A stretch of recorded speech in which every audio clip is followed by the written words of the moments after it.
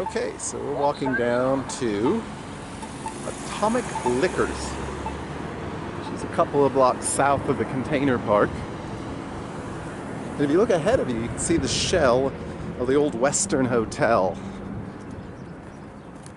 The Western Hotel was not, well, let's just say it was not an upscale location in its day, if it had a day.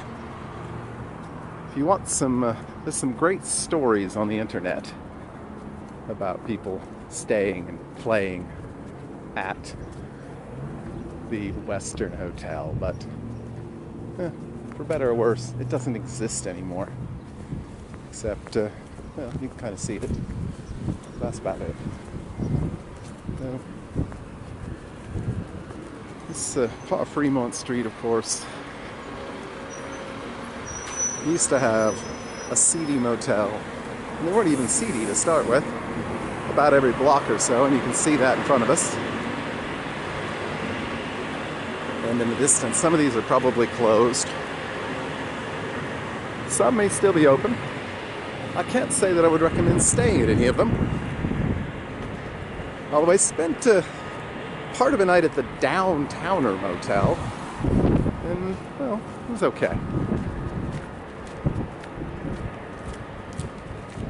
So, but I can't vouch for anything else around here. And, I say we're walking down to Atomic Liquors, but generally speaking, people would tell you that's about as far as you should probably walk down Fremont Street, because it starts to get a bit shady again. But so we're here, or we're almost here.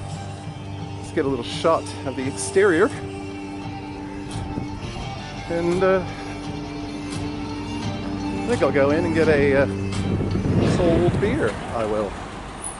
So anyway, that's how you get to the world famous Atomic Liquor cocktail. Hope you enjoyed watching this video. If you did, please like it and subscribe to this channel. Thanks.